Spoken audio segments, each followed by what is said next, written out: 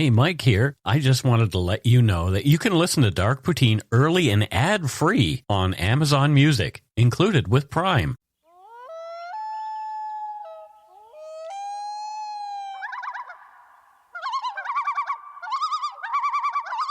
Welcome back to Dark Poutine. Matthew is very befuddled by something he said he didn't and then didn't finish the sentence. I was mumbling about this case to myself. Oh, okay. Well, did you forget to talk about something at a particular part in the script? We can talk about it when we get there. No. It's kind of a difficult one, this one. Yeah, it is, especially because of how long it takes. Yeah, it's really rough. The views, information, and opinions expressed during the Dark Poutine podcast are solely those of the producer and do not necessarily represent those of Curious Cast, its affiliate, Global News, nor their parent company, Chorus Entertainment. Dark Poutine is not for the faint of heart or squeamish. Listener discretion is strongly advised. We're not experts on the topics we present, nor are we journalists. We're two ordinary Canadian schmucks chatting about crime and the dark side of history. Let's get to it. Put on your toque, grab yourself a double-double and a Nanaimo bar. It's time to scarf down some Dark Poutine. You are responsible for obtaining and maintaining at your own cost all equipment needed to listen to Dark Poutine. Dark Poutine can be addictive. Side effects may include, but not be limited to, pausing and questioning the system, elevated heart rate, pondering humanity, odd looks from colleagues as you laugh out loud at work, family members not into true crime worrying about you. Positive side effects may include some perspectives and opinions that you disagree with, as well as some wokeness and empathy. If you don't think Dark Poutine is for you, consult your doctor immediately.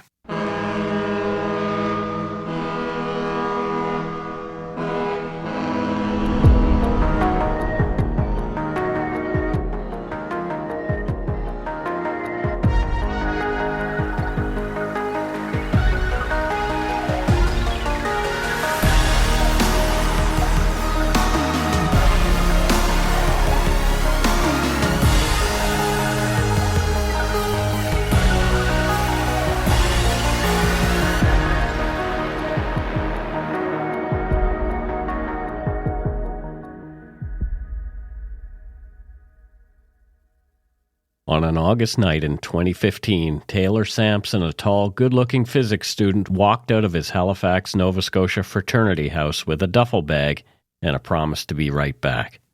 He never came home. Investigators soon became interested in the med student William Michael Sandeson, whom Taylor had visited that night, but Sanderson claimed he had no idea where Taylor went. Taylor's worried friends and family took action. They plastered his face all over the city in posters and online and social media posts. His family drove in from Amherst to assist with the search.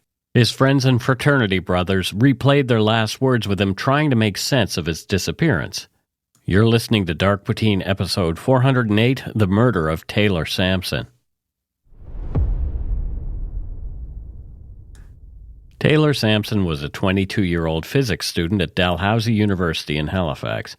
He grew up in Amherst, Nova Scotia, a small town on the provincial border where families are familiar to one another and personal histories are rarely anonymous. From there, his life moved into a demanding science program in a much larger city, and then into circumstances that no one close to him anticipated. People who knew Taylor often spoke first about his presence. He stood well over 6 feet tall and was remembered as a leader and larger than life. Friends and family described him as someone always quick to help out, and as someone deeply involved with his fraternity, Sigma Chi. He was well-liked and had lots of friends. By 2015, Taylor was in his third year of physics at Dalhousie. The program was challenging, but he was able to keep up and help others do the same. He worked as a tutor, guiding students through math and science courses that often determine whether they can remain in their programs. His interest in teaching extended beyond paid work. One account noted that, quote, he made YouTube videos that explained mathematical concepts in the hopes that struggling students who couldn't afford one-on-one help could at least follow along online, end quote. His friend Thomas McCrossan told Vice that Taylor had an, quote, undying entrepreneurial spirit and, quote, planned to get out of the business and grow his tutoring company, end quote. The business McCrossan was referring to was Taylor's involvement in the local cannabis trade. Among his friends, this was understood as a temporary means to an end rather than a long-term identity or ambition. As Taylor's story has been retold, there's often pressure to either soften that part of his life or allow it to overshadow everything else. The record supports neither approach. He did sell marijuana, and he sold more than small amounts. As Vice reported, quote, "Everyone close to Samson who spoke with Vice said they knew he was dealing. It was a way to pay his way through school." End quote. The whole part matters. Now, in 2015, cannabis was illegal, but it was also everywhere, right? It was on campuses and apartments and group chats. We all knew it. It was this weird point in Canadian history where the law said one thing, but reality said something else, right? Yeah, there wasn't a lot of prosecution as far as, you know. And I work in cannabis now, and it's regulated, it's taxed, there's government-approved stores. But back then, no contracts, no protection, just trust and cash and text messages. And that doesn't make what Taylor was doing noble, because, a lot of people look back at they call it the legacy years, right? Where it was like chirpy entrepreneurs, right? It wasn't necessarily noble. Yeah, as you know, Mike, I'm like everything should be legal if people should be able to do what they want to do. Yeah. But it made it normal for the time. And my belief is when something's pushed underground, it doesn't go away. It just gets riskier. And that risk is part of this story, right? Mm-hmm. It's a risk. And this sort of highlights like why it should have just been legalized to me in a lot of ways. Well, and this is exactly why I wanted to talk about this story with you in particular, because of your positioning as somebody who works in marketing for cannabis companies. So, and it's a story that I've been following since it began. Anyway, the people around Taylor were not shocked by his drug dealing. They already knew. Tuition, rent, and basic living costs in Halifax were constant pressures, and selling cannabis became one way Taylor managed them. Those who knew him still spoke of a student trying to support himself while planning a future outside that risk, not someone defined by criminal behavior. That work put Taylor in contact with people well beyond the university. He moved in spaces where larger quantities of drugs and cash were exchanged, where trust was informal, and consequences could be severe. That exposure carries risks that were not always obvious, even to those closest to him. To really understand Taylor Samson requires looking at all of these realities together. He was a visible, engaged student, a tutor committed to helping others succeed, a young man with plans beyond his present circumstances, and someone whose choices were shaped by financial pressure and opportunity. None of those facts explains or justifies what happened to him. Yeah, and that's what I was alluding to before, right? Then it's the part I don't want to lose. People often get flattened in the news with stories like this. Like, they're either the golden boy or they're the drug dealer. Real life just isn't that neat, right? Mm-hmm. This guy was a smart kid trying to build something. Totally. He was also taking risks to pay for it. And both of those things can be true. Yeah. Right? But none of that, like absolutely none of it makes him disposable. None of it turns a bad decision into a death sentence. Right. Right? 100%. We can acknowledge the risk without rewriting who he was. And we need to understand the context without excusing what happened next, right? Mm-hmm. So, this wasn't a bad person. Not at all. Right? Not at all. That's the way I made sure that I wrote this episode was I don't want to blame him. At all. Not at all. Taylor Samson did not deserve to die. Like, I look at the picture of him and I feel so bad. Like, he was working hard in school. He's a handsome kid, right? He did not deserve any of this. Not at all. Like you said, he was involved in something that was risky. That risk should not equal murder. Saturday, August 15th, 2015, moved along like any other late summer weekend in Halifax. Classes were still weeks away. On South Street, at the Sigma Chi fraternity house where Taylor lived, people saw a familiar routine. Taylor inside and on and off his phone, in and out of his room, moving through a house where he was part of the furniture. That night, just after 10:30 p.m., Taylor told his girlfriend, Mackenzie Ruthven, that he was stepping out and he would be back soon. He left the frat house carrying only a large black duffel bag and his cell phone. Mackenzie assumed his late-night sortie had something to do with his involvement in the drug trade. She knew he dealt, but did not know to the extent or how much he had in the bag that night. Taylor did not take his keys. He didn't take his regular medication for an autoimmune liver disease, something his girlfriend and his mother later told police and the court about. Taylor thought his mission that night was going to be quick. His girlfriend later said that she expected to see him again, noting this was to be a brief stop on the way to the rest of the evening. His mother, Linda Boutlier, told investigators she was worried when she heard he had gone out without the medication he relied on. Neither Mackenzie nor any of Taylor's loved ones would see him again. Video surveillance caught the last images of Taylor Samson alive at 10:26 p.m. Taylor was dressed in khaki shorts, a t-shirt, and shoes with no socks. He walked into 1210 Henry Street and followed Michael Sanderson into his apartment carrying his heavy black duffel bag. Police first learned something was wrong on August 16th and 17th, 2015, when missing persons reports were filed by people close to Taylor Samson. He'd vanished without explanation, and the circumstances raised immediate concern.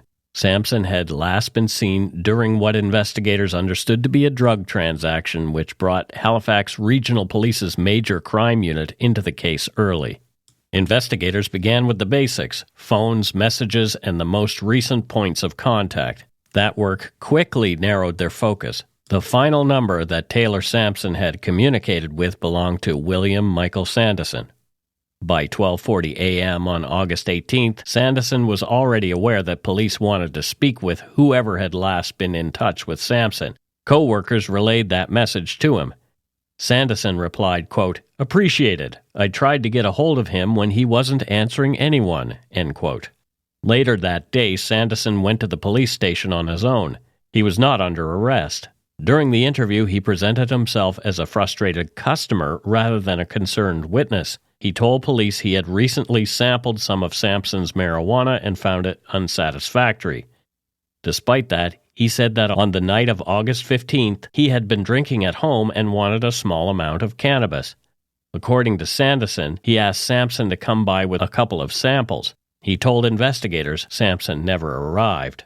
Sanderson went a step further. He offered to show the police his text message exchanges with Samson. Officers photographed the messages and, with no immediate grounds to detain him, drove Sanderson home so he could keep a scheduled car repair appointment at Canadian Tire.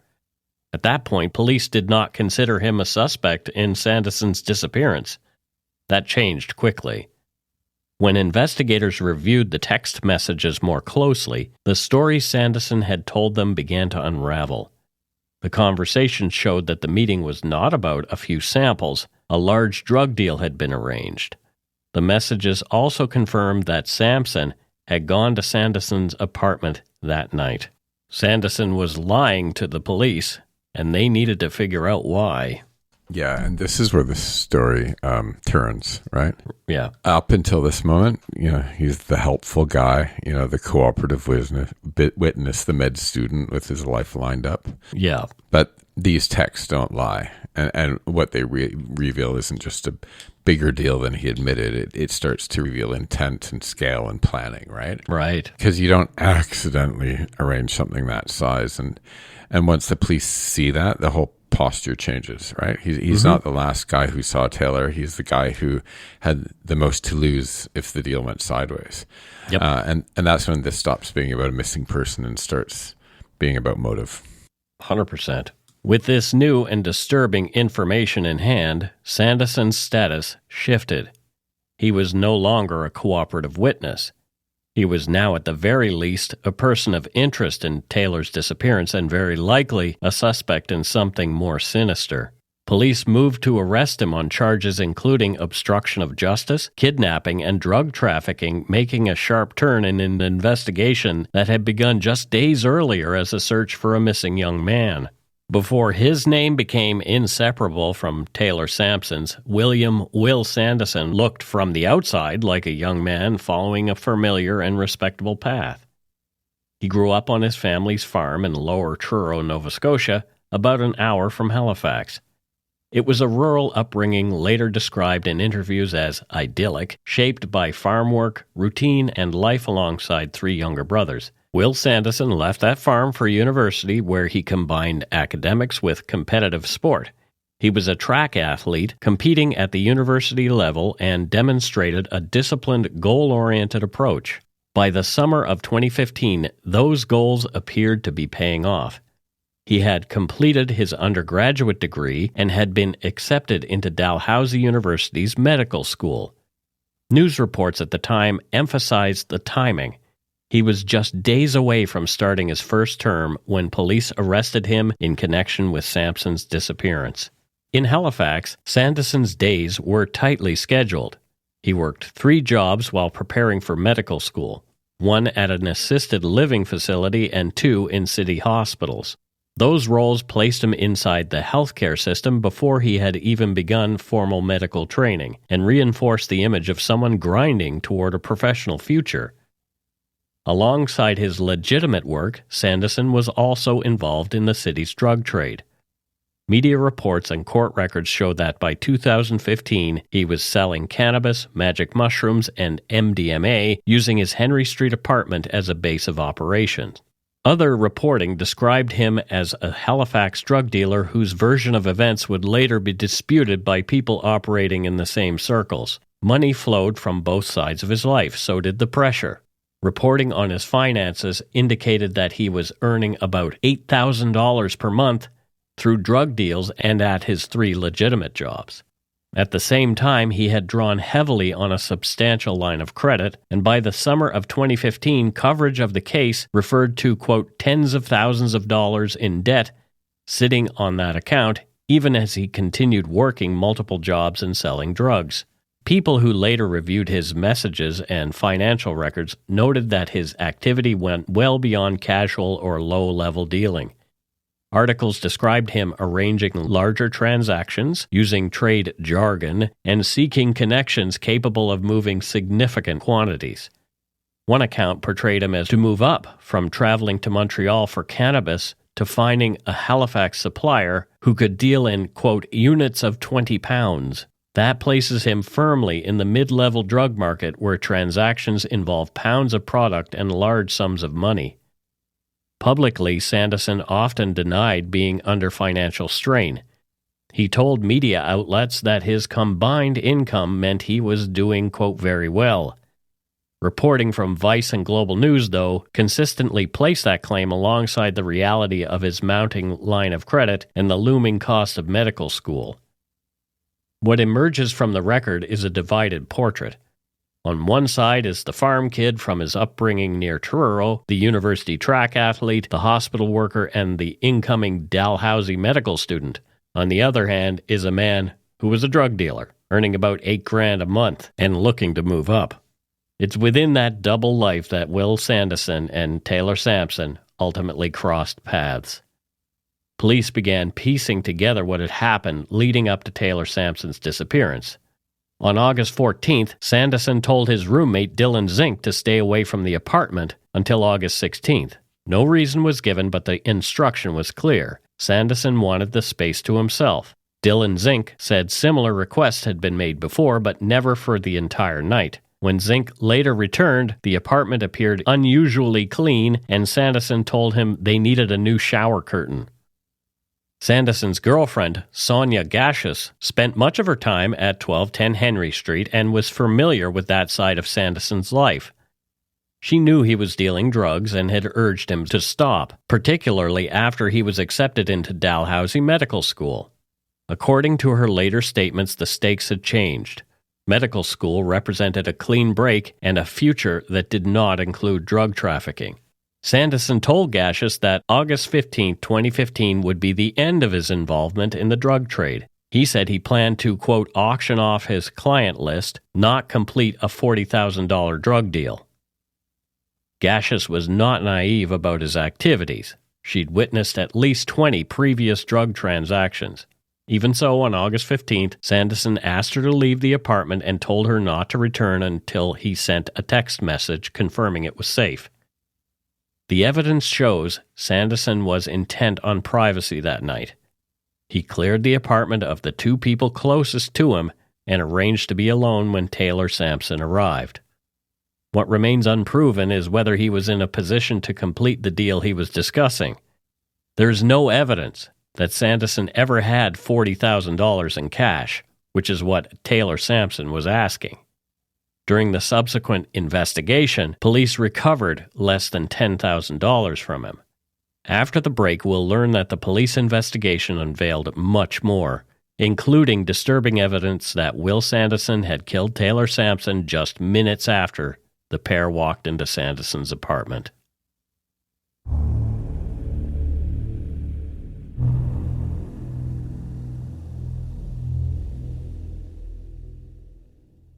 All right, we're back at the halfway point. Matthew, your thoughts so far on this? Yeah, you've got these two high-achieving young men, one headed to med school, one grinding through physics. Yeah. Both selling weed to fund the future they think they deserve. And that's the part that feels very 2015 to me, Yeah. Cannabis is illegal on paper, everywhere in reality. So, ambition and risk are sort of living in the same apartment, right? Mm-hmm. Lots of people were dealing at that level back then. Mm-hmm. And guess what? Most of them didn't shoot someone. And right. most of them didn't bleach the floor and turn off cameras. Right. That's why I want to start pointing the finger, because at some point this stops being about the system or tuition or the market. And it becomes about somebody's terrible decision to kill somebody else. Right. And, and the thing that's so unsettling is how fast that decision seems to have been made within minutes of Taylor walking through the door. I think the decision was made long before Taylor Samson walked through that door. Interesting, yeah. Yeah, but that's just my opinion, which I'm entitled to. I may not be right, I may not be wrong, but I have a feeling I'm not wrong. Police quickly shifted their focus to William Sanderson's apartment on Henry Street. At that point, investigators believed Taylor Samson could still be alive and might even be inside the unit and held against his will. Normally, officers must get a search warrant before entering someone's home. That process can take time. In this case, the police decided they couldn't wait. Fearing that any delay could put Samson's life at further risk, they went in without a warrant under what is known as exigent circumstances, an emergency exception that allows police to enter a home if they believe someone is in immediate danger. But that decision carries legal risk. If a court later determines that there wasn't a true emergency or that officers could have reasonably waited to get a warrant, any evidence found during the search can be thrown out. That's because Canadian law strongly protects people's privacy inside their homes. Acting without a warrant is only justified when police can clearly show there was an urgent need to prevent serious harm or save a life. But when they went into the apartment, they did not find Taylor Samson. What they did find was a surveillance system and a digital video recorder. Sanderson was taken into custody and questioned for hours. Investigators pressed him repeatedly to help locate Samson. Sanderson did not provide information that moved the search forward. A formal search warrant was then issued, allowing police to return to the apartment with forensic specialists. They examined the surveillance equipment in detail. The DVR footage showed Taylor Samson entering Will Sanderson's apartment, and there was no video of him leaving. The footage also captured two men later identified as Sanderson's neighbors, Pukiel McCabe and Justin Blades, looking into the apartment just minutes after Taylor Samson and Will Sanderson arrived. Inside the apartment, forensic evidence told a clearer story. Police located blood in multiple areas, including the kitchen and bathroom. Testing confirmed it belonged to Taylor Samson. His blood and DNA were also found on Sanderson's firearm, which was stored in a locked safe in the bedroom. Other items were missing. The shower curtain from Sanderson's bathroom could not be found in the apartment. Sanderson was interviewed again throughout the day on August 19, 2015, and by then he knew police had reviewed the surveillance footage showing Samson entering the apartment. He acknowledged that Samson had been there. He then offered shifting explanations. He suggested that Samson had left with unknown assailants. He also claimed that Samson had been shot in the back of the neck or head by unknown assailants and carried out of the apartment in a black duffel bag. Investigators confronted those claims with physical evidence. A bullet was found embedded in a window frame in the kitchen. It carried Taylor Samson's DNA. The evidence placed Samson inside the apartment at the moment he was shot, and it contradicted the idea that unknown attackers had come and gone unseen. By that point, the investigation had moved decisively from a search for a missing man to the reconstruction of a homicide scene. Within a minute or two of the surveillance video showing Taylor Samson entering Will Sanderson's apartment, across the hall, Pukiel McCabe and Justin Blades heard a single gunshot. Frightened, they locked McCabe's door and listened. Aside from the sound of furniture scraping, there was nothing. Moments later, Sanderson knocked on the door. He appeared panicked. Sanderson returned to his apartment. McCabe and Blades followed him across the hall and stopped at the threshold. Inside, Taylor Samson was slumped in a chair, dead, blood flowing from his head. Money and drugs were scattered on and around the kitchen table, all of it soaked in blood. No one else was present. What followed struck both men as alarming. Sanderson did not attempt to help Samson or call for assistance. He moved quickly around the apartment saying he needed to clean up. He picked up the bloodied cash. McCabe and Blades, shaken by what they had seen, retreated to Pukiel's apartment. A few minutes later, they returned to the doorway. Taylor Samson was no longer sitting in the chair, and they couldn't see him anywhere in the apartment. The apartment was still marked by blood, drugs, and money. Blood streaks ran across the floor from the chair toward the bathroom. Will Sanderson asked Justin Blades to bring his car around, saying he wanted to dispose of the body. Blades refused. Sanderson's apartment was equipped with surveillance cameras covering the hallway, stairwell, and parking area. The video recorded the movements of Sanderson, McCabe, Blades, and others that night. It captured Samson entering the apartment with the black duffel bag. It never showed him leaving. Between 11:33 and 12:58 a.m., the recording was shut off. Investigators later concluded this was likely the period during which Sanderson removed Samson's body from the apartment and placed it in the trunk of his car. Samson's DNA was later found there. It really stops being complicated here now, doesn't it, Mike? Yep. There's physical evidence. You can argue about motive. You can argue about panic. You can argue about who meant what in the text message. But a man walks in on camera and never walks out. The recording goes dark for an hour and 25 minutes. His DNA ends up in the trunk. So that's not a messy night. That's a sequence, right? And when you strip it down to sequence, there's nothing theatrical left. You know, there's no shadowy attackers and there's no elaborate alternative versions of events. And no need for Mr. Big. No, it's one apartment, it's one gunshot, and one body that needed to be moved. But things aren't as straightforward in this case. I know. One would think. It's frustrating. Yeah.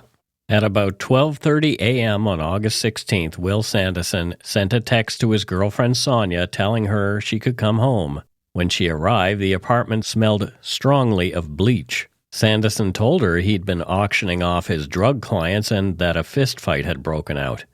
He said someone had bled heavily and he had to clean up. Later, Sonia saw a missing person alert for Taylor Samson. She asked Will Sanderson if Taylor was the person who had been punched. Sanderson said no, claiming the injured person was smaller than Taylor Samson. After midnight, Will Sanderson sent 2 messages to Taylor Samson's phone. At 2:23 a.m., quote, "This isn't cool, man. You said you'd be right back. / want that stuff," end quote.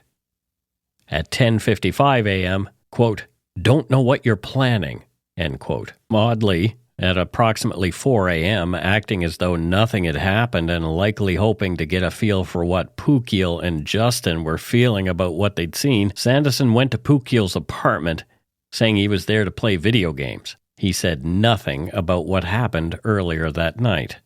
His messaging continued as if life were normal. At 1:42 a.m., he texted Amanda Clark asking if she wanted to catch up the next day. By 5:06 a.m., he told her his student loan was paid off and that he was, quote, completely squeaky clean, and that he had, quote, sold market share away, end quote.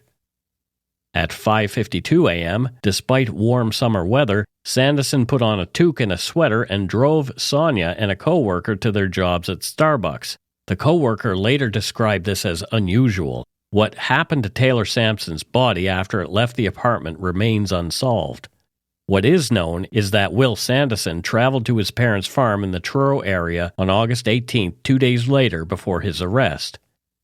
Detective Constable Ilya Nielsen of the Forensic Identification Unit later testified that police searched the Sanderson family farm on August 27, 2015. Inside an abandoned ice cream truck on the property, officers found an Adidas sports bag with visible staining and a strong odor consistent with decomposition.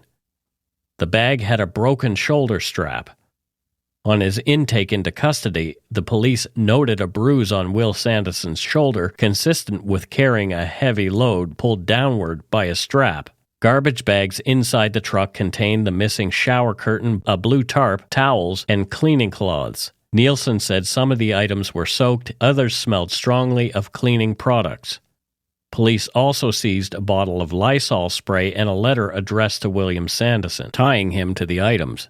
Nielsen also spoke about evidence seized from an apartment building on Chestnut Street in Halifax, where Sanderson's younger brother lived. Acting on information provided by the roommates through a lawyer, police recovered a large stash of marijuana stored in vacuum-sealed bags inside a small appliance box, a backpack, a duffel bag, and grocery bags. The total amounted to 20 pounds of marijuana that was later entered as exhibit at trial. Among the items recovered at the Chestnut Street apartment was a morph suit, a full body garment that includes a head covering. Sanderson had previously told police that masked intruders wearing morph suits shot Samson and removed his body and the drugs. There were no blood or fingerprints found on the suit. Police also tested Sanderson's car, believing it may have been used to transport a body. All stains found in the trunk were sent for forensic analysis, and sure enough, Taylor Samson's DNA was also found there. The legal aftermath of Taylor Samson's disappearance and death would come to span more than 8 years. Will Sanderson faced first-degree murder charges. Sanderson maintained he did not intend to kill Taylor Samson, but to jurors the Crown portrayed a planned shooting and concealment of the body. In June 2017, a jury of 6 men and 6 women found Will Sanderson guilty of first-degree murder. The verdict followed 22 hours of deliberation over 4 days of consideration. Outside the courtroom, members of Taylor Samson's family spoke without restraint, reflecting relief but also enduring anguish. His mother, Linda Boutlier, said she felt her long period of worry could finally ease. Quote, "I can actually sleep for a change," she said. "It's like it's been hell for 22 months." End quote. Taylor's grandmother, Elizabeth Samson, sobbed and uttered a simple, intense expression of emotion. Thank God. Taylor's mother directly addressed Will Sanderson on the way out of court, her voice rising over the murmurs of reporters. Quote, "Turn around and take a bow, Billy," she said. "He's been arrogant. He doesn't care about his family, my family, Taylor. He's a psychopath." End quote. Taylor's father, Dean Samson, described the entire ordeal succinctly as, quote, "a horror story," adding with blunt sadness, "My heart's ripped out," end quote. The first conviction brought an automatic life sentence with no eligibility for parole for 25 years, as mandated for first-degree murder in Canada. But that verdict was not the end of the judicial path. Will Sanderson's defense quickly appealed the conviction. They argued his right to a fair trial had been compromised because a private investigator hired by the defense had provided incriminating information to police without timely disclosure. In 2020, the Nova Scotia Court of Appeal agreed that a mistrial should have been declared and overturned the conviction, ordering a new trial. As preparations for the retrial unfolded, additional legal issues emerged. Defense counsel successfully argued that some police interviews with Will Sanderson in August 2015 had been obtained without full respect for his charter rights. The trial judge agreed certain portions of the taped interviews should be excluded because Sanderson had not been properly re-informed of his right to counsel once police suspected murder rather than kidnapping. Much of that evidence was under a publication ban until the retrial jury was sequestered. In the last episode, we talked about a Mr. Big sting again. We did, yep. Right, so I want to point out something here. Mm-hmm. We have a legal system that routinely allows Mr. Big operations, right? Where we have months of psychological staging, manufactured friendships, fabricated criminal hierarchies, officers pretending to be killers to coax someone into proving themselves. Yep. And we call that technique, right? So it's a technique, yes. So why is this interview contamination, but this elaborate theater isn't? Right? Because when the state forgets to restate rights, we call it a violation. Mm-hmm. But when the state builds an entire fake world to draw someone in, we call it strategy. That's what I don't understand. It's very bizarre. And that tension should make us uneasy. You know, if the principle is protection against imbalance of power, right? Mm-hmm. And that's what, being read your rights is, then Mr. Big is like imbalance industrialized. Right? Totally, it is. And I'm not defending what happened here, right? Yeah. I'm not saying, they didn't read him right, so it doesn't matter. I'm saying it does matter. So therefore, what the heck is Mr. Big? Yeah. Right? So I'm saying the line feels really selectively chosen by us. Yeah. Yeah, it's interesting how one thing is an absolute and another is, it's a bit of a gray area. But why is that a gray area here in Canada? I don't understand it. Because it's police technique. It's technique, Matthew. Questions about what evidence could be heard and how it was admitted slowed and complicated the retrial process, prolonging pretrial motions and legal arguments in the years between the appellate ruling and the retrial. The retrial began in earnest in early 2023 in the Nova Scotia Supreme Court. Once again, jurors were tasked with weighing conflicting versions of the August 2015 events. This time, Sanderson testified in his own defense. He admitted to shooting Samson, but insisted it was self-defense. He also told the court he disposed of Samson's body in a tidal river near Truro. On February 18, 2023, the jury returned a verdict of guilty on a reduced charge of second-degree murder. 12 jurors began deliberations on a Thursday afternoon and reached the verdict 2 days later. 9 of them recommended a parole ineligibility period of the full 25 years, 2 recommended 22 years, and 1 recommended as low as 10 years before parole eligibility. Afterward, Taylor Samson's mother, Linda Boutlier, again addressed reporters. Quote, "We wanted first-degree murder, but we're going to take what we can get," she said. "He, Sandeson, is evil. There's a special place in hell for him." End quote. At a public sentencing hearing held in April 2023, Justice James Chipman imposed a life sentence with a parole eligibility set at 15 years, well below the jury's most common recommendation, but within the broad range available under law. Will Sanderson, who had already spent more than 7 years in custody, was thus eligible for parole consideration in 2030. During the sentencing hearing, family members and friends delivered victim impact statements that bridged the gap between legal abstraction and lived suffering. Taylor's brother, Connor Samson, spoke directly about the loss of small and large future moments. With his voice breaking, he said his brother's death stole ordinary milestones and intimate experience. Quote, "I'm never going to be an uncle.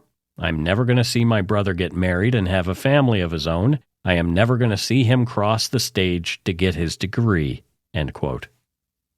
Connor went on to describe the personal emptiness left by his brother's absence. Quote, "I am never going to get that bear hug he always gives or hear him laugh so hard our sides are going to hurt. I'm never going to have a drink with him." End quote. Samson's grandmother told the court she wakes up frequently at night hoping someone will find his body, underscoring the decades of uncertainty caused by the absence of recovered remains. Taylor Samson's girlfriend, Mackenzie Ruthven, spoke of the psychological toll, telling the judge she felt robbed of the chance to say goodbye because his body was never found. She described herself in terms that reflected a deep personal change, living, quote, as the girl whose boyfriend was murdered, unable to fully participate in life with the confidence and ambition she once had. Will Sanderson continued to pursue legal avenues after the 2023 sentencing. In July 2024, the Nova Scotia Court of Appeal ruled that he was not eligible for taxpayer-funded legal aid to pursue his appeal of second-degree murder conviction because he has substantial assets, including cryptocurrency, and thus did not meet the means test for publicly funded counsel. The court noted that some assets would be used to satisfy civil claims from Taylor Samson's family, but that Sandeson would still retain significant funds for his own use. Then, in December 2025, the Nova Scotia Court of Appeal dismissed Will Sanderson's appeal of the second-degree murder conviction itself. The court held that the trial judge did not err in law and that the police warrantless searches conducted in 2015 were justified by circumstances officers faced at the time. The panel wrote that police had, quote, reasonable grounds to suspect that entry into the apartment was necessary to prevent imminent bodily harm to Mr. Samson, and that the trial judge's decisions were, quote, firmly grounded in evidence and legal principle. Through 2 trials, appellate decisions, sentences, and victim impact statements, the legal proceedings in the case of William Sanderson and the death of Taylor Samson have stretched well beyond the tragedy of 2015. The courts grappled with constitutional rights, evidence admissibility, shifting defense accounts, and the absence of Taylor Samson's body, an absence that looms over nearly every aspect of the case. With convictions upheld and appeals rejected, the official record describes a young man taken from his family and a justice process that affirmed guilt beyond a reasonable doubt. Yet the emotional and social costs articulated in family statements and carried forward in civil suits and ongoing legal battles continue to unfold. The justice system delivered verdicts and sentences, but the loss of a son, a brother, a friend, and future remains an open wound for those who loved Taylor Samson. And that's it for Dark Poutine episode 408, The Murder of Taylor Samson.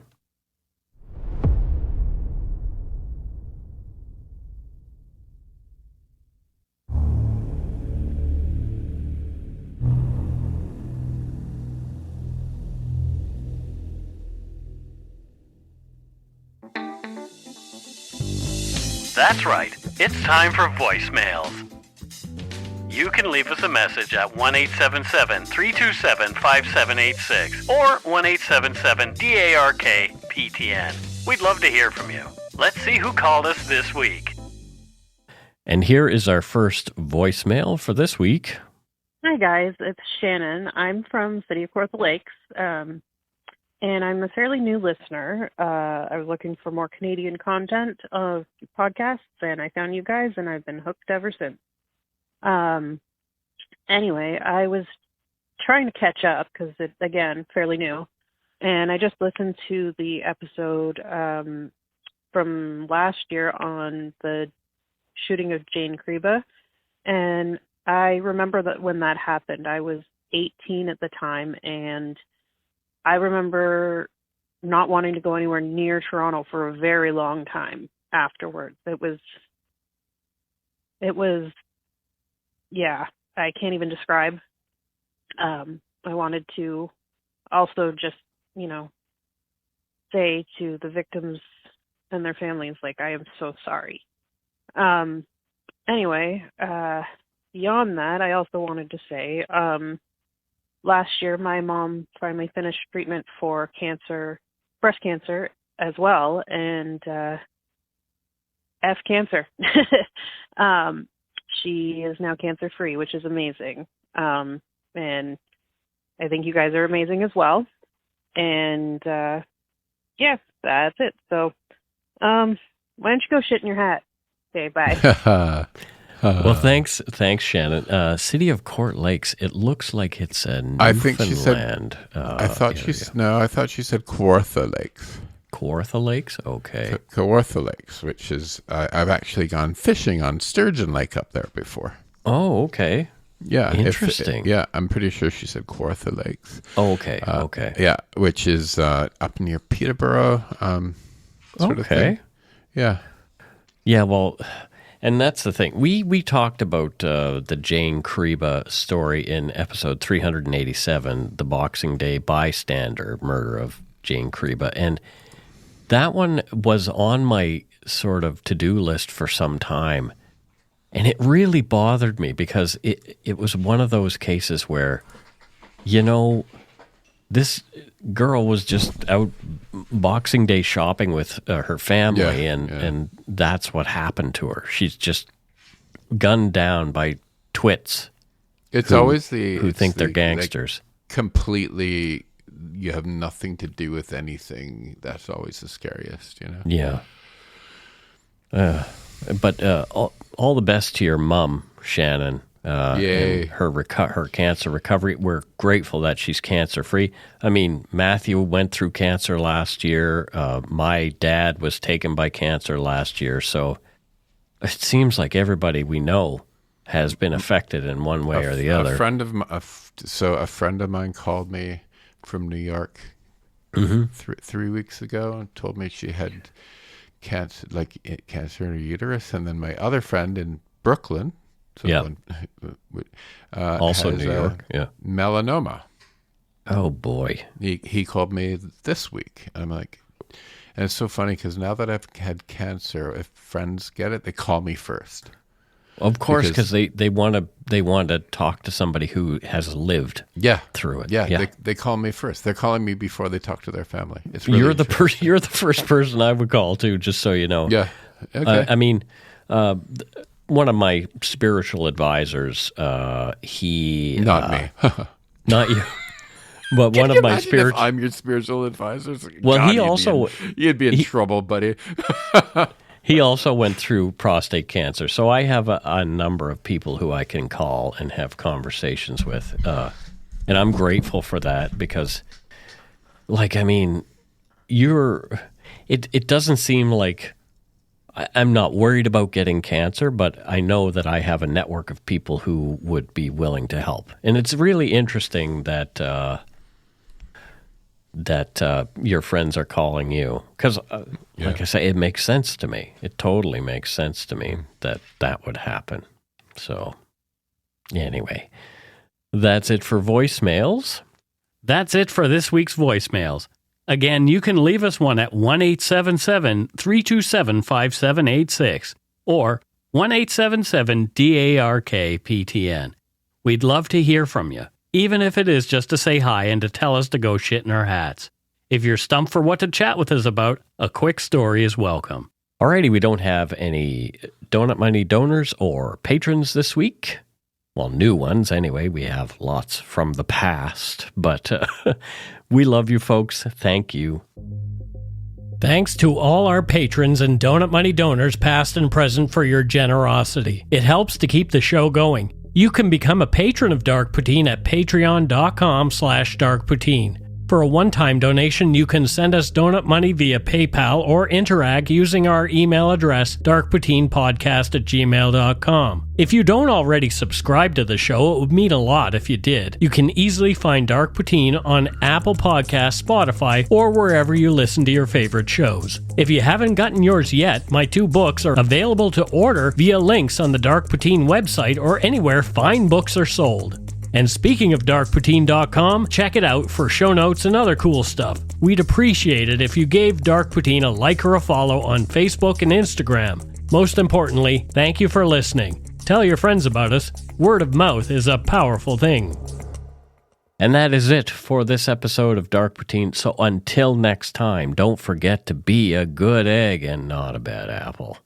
Bye, everybody. Bye.